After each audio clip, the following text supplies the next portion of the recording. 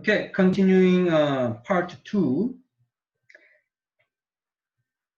Use the given key features to sketch a linear graph. Okay, key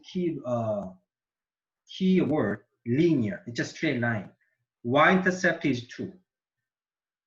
Function is positive for x is greater than -1. The function is increasing for all values of x. That's the end behavior. Okay, so linear is pretty simple.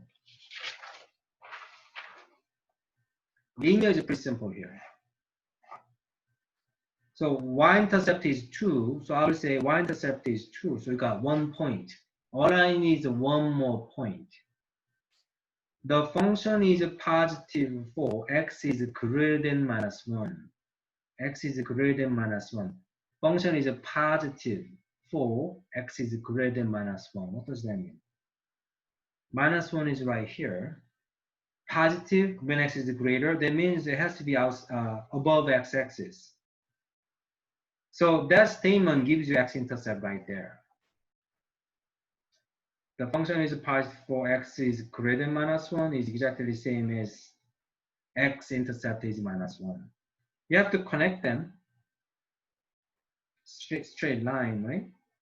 Linear means straight line. So you have to connect 2 points, and that's it. So greater than x equal to -1 function is positive. Yeah, they are above x-axis. If you check the end behavior, as you go to the right, y goes up. As you go to the left, y goes down. It satisfies it. I don't know if you noticed it. I did not even use end behavior. The function is increasing for all values of x. I did not even use that information either. I just used y-intercept. I used the positive for x is greater than -1. That's all I used to be able to graph this. Does it satisfy all these conditions? Yes. It's increasing for everywhere.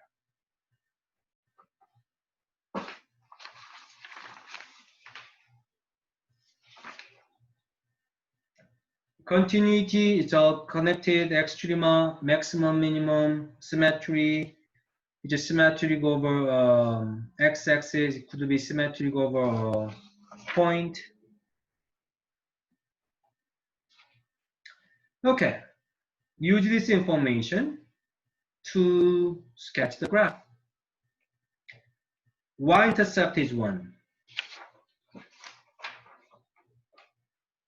So that's useful information. Y-intercept is 1. So on x-axis, y-axis, y-intercept 1 means I got 1 point. Function is positive for -1 through 3. Okay, that's important information. Function is positive for x between -1 and 3. I'm telling you, this is information for zeros, which is x-intercept. What am I saying? X equal to -1 is zeros. You have to pass that point. 1, 2, 3. 3 is also zeros. You have to pass that point. Okay? The function has a maximum of 1, 2. They give one more point. 1, 2 will be 1, 2 will be here. That has to be a maximum. Make sure there's no other value which is higher than that. The function is increasing. Okay, well, increasing for x is less than 1. Okay, so increasing x is less than 1. So increasing, decreasing, I put a dotted line. Make sure it's increasing for x is less than, meaning left side of this, the function has to increase. What about right hand side?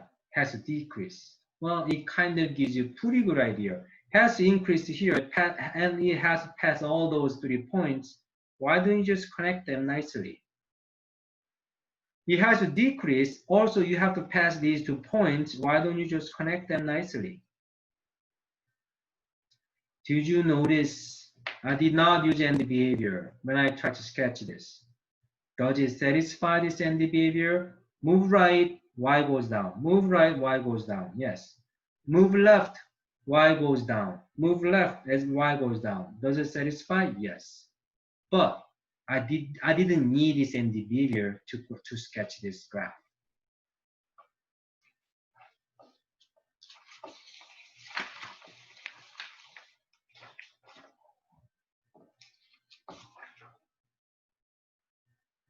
Okay, sketch the graph.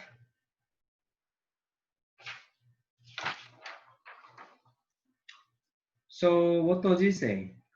The function is continuous and symmetric about line x equal to 1. Okay, that's important information. X equal to 1, whatever you do, x equal to 1, it will be symmetric over x equal to 1. So you are only responsible for half of it, and you can just flip it. The function has a minimum at 1, 0. 1, 0 is a, so they gave you as a 1 point. Also, they said this is a minimum. Make sure there's no other value which is lower than this.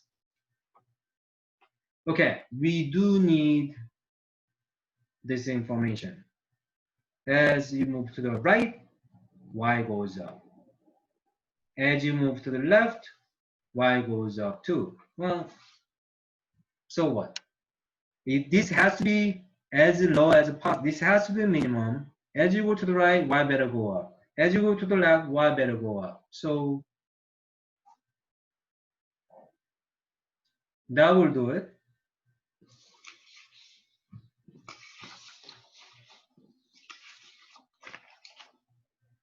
They did a parabola. Parabola is okay. Is that okay? Yes. So both graphs are possible, satisfying that condition. That's all.